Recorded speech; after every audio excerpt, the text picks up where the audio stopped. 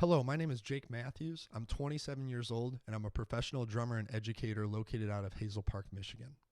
I've been teaching lessons now for about 9 years and doing online lessons for about 2 ever since the pandemic. For my online lessons, I like to use Zoom as my platform. And then as far as my kit goes, I have everything mic'd up, all 4 drums, a microphone on my hi-hat, a microphone overhead to kind of capture everything and especially the cymbals, obviously a microphone for talking. And then through my audio interface, I'm even able to run like a cable for my phone if I want to play something off of Spotify, either to demonstrate playing along with so the student can hear the song and the drums, or to even play through this so that they can play along to the track as well and I can see.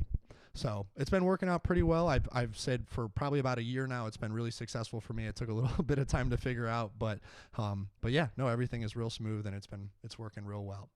So, without further ado, I'm going to get right into the lesson. Today, I'm going to be talking about 3-in-1 exercise, 3-and-1. And this is a great exercise. This is something that I was taught myself. This is something that I use with all my students.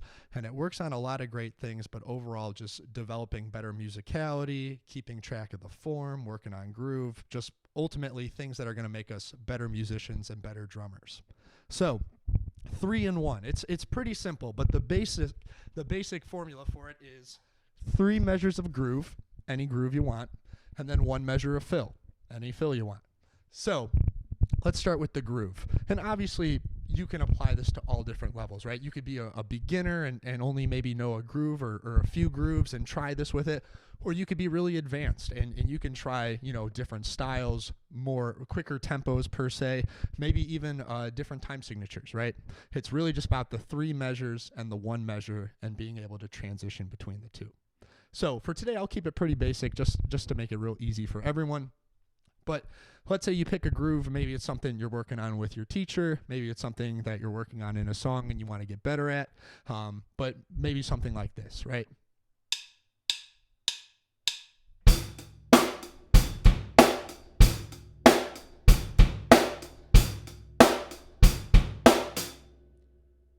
Maybe something like that. And just the main thing to focus on is playing the full 3 measures, not 1 beat more, not 1 beat less, but just playing a full 3 measures before we go into our fill. A nice little trick, by the way, if you're kind of like, oh, I'm having a hard time keeping track of the full 3 measures. Am I playing 3 measures? Is it too much? Is it too little? You can always like make a little mental note, I'll say, and every time you play beat 1 or that bass drum, just say what number measure you are. So for example, if I start over, 2, 3, 1, 2, 3, and then you get to our 1 measure of fill now. So once again, you can play any fill you want. Maybe it's something you want to work on specifically from a song. Maybe it's something your teacher gave you. Maybe it's something you just want to improvise. You want to just try playing lots of different ideas. I always think that's great. That's usually how I apply this exercise to myself these days. Honestly, it's just trying to see if I can try ideas in the spur of the moment and still have everything flow nicely. But maybe, for example, a fill idea could be as simple as this.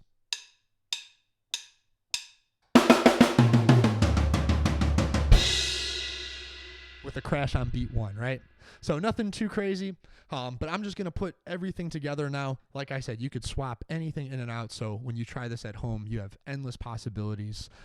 But yeah, putting it all together, it sounds like this. 1, 2, 3, 4.